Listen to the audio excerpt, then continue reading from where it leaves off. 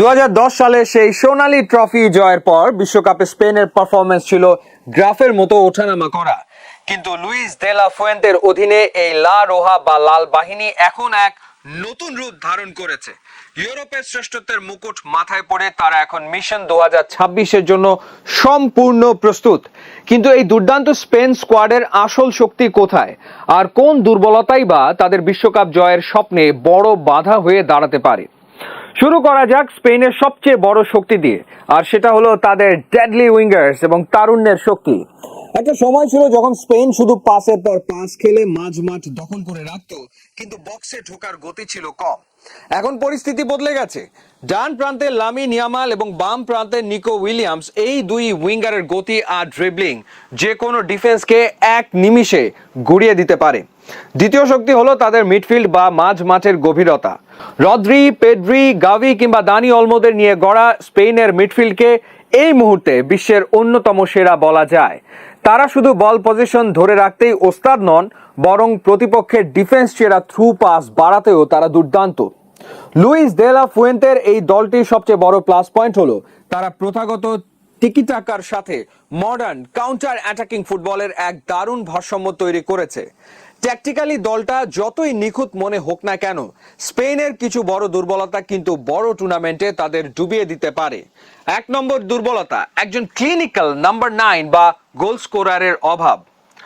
Alvaro Morata বা হোসেলুরা বড় ম্যাচে ধারাবাহিক নন। উইঙ্গাররা বল বানিয়ে দিলেও বক্সে গিয়ে ফিনিশ করার মতো একজন কিলিয়ান এমবাপে বা আর্লিং হালান্ডের মতো প্রোফাইল স্ট্রাইকার স্পেনের বড্ড অভাব। গোলের সামনে খামখেয়ালিপনা তাদের অনেক জেতা ম্যাচ হাতছাড়া করে দিতে পারে। 2 নম্বর দুর্বলতা, কাউন্টার অ্যাটাকে ডিফেন্সের ভঙ্গুরতা। স্পেন যেহেতু আক্রমণাত্মক ফুটবল খেলে,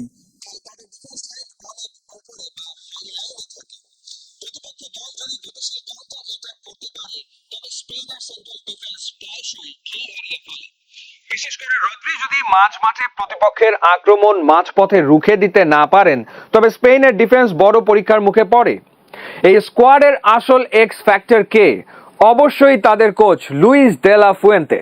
তিনি স্পেনের বয়সভিত্তিক দলগুলোকে কোচিং করানোর কারণে এই তরুণ ফুটবলারদের নারীর খবর জানেন। স্পেনের বেঞ্চ স্ট্রেংথও বেশ শক্তিশালী। মূল একাদশের কেউ ফর্মে না থাকলে বা ইনজুরিতে পড়লে সমমানের বিকল্প খেলোয়াড় তাদের বেঞ্চে প্রস্তুত থাকে। বিশ্বকাপের মতো টুর্নামেন্টের নকআউট পর্বে পেনাল্টি শুটআউট একটি বড় ভূমিকা পালন করে। অতীতে স্পেনের পেনাল্টি নেওয়ার রেকর্ড খুব একটা ভালো নয়, তাই নকআউট পর্বে যাওয়ার আগে এই মানসিক চাপ জয় করাটা স্পেনের জন্য হবে সবচেয়ে বড় চ্যালেঞ্জ। কাগজে কলমে শক্তি যতটুকুই থাক, মাঠের পারফরমেন্সে স্পেন এখন রীতিমতো উঠছে। ইউরো জয়ের পর তাদের সেই দাপট যে এতটুকু কমেনি তা স্পষ্ট দলের সাম্প্রতিক পারফরমেন্স দেখলেই। 2026 বিশ্বকাপের বাছাই পর্বে তারা প্রতিপক্ষকে স্রেফ খড়কুটোর মতো উড়িয়ে দিয়েছে। শক্তিশালী টার্কিকে তাদেরই মাটিতে 0-6 গোলে বিধ্বস্ত করা কিংবা জর্জিয়াকে 4-0 গোলে হারানো, লা রোহাদের সাম্প্রতিক ম্যাচগুলোর আক্রমণ ভাগ ছিল চোখে পড়ার মতো।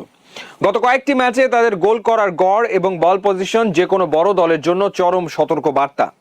আন্তর্জাতিক প্রীতি ম্যাচেও সার্বিয়ার বিপক্ষে 3-0 গোলের একক আধিপত্য প্রমাণ করে এই দলটা কেবল পজিশন ধরে রাখছে না, গোল মুখে নিখুঁতভাবে শেষ করতেও শিখে গেছে।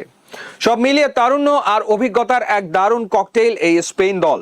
যদি তারা তাদের ফিনিশিং এর দুর্বলতা কাটিয়ে উঠতে পারে, তবে 2010 সালের পর আবারও বিশ্বজয়ের ট্রফি মাদ্রিদে নিয়ে যাওয়া তাদের জন্য অসম্ভব কিছু নয়।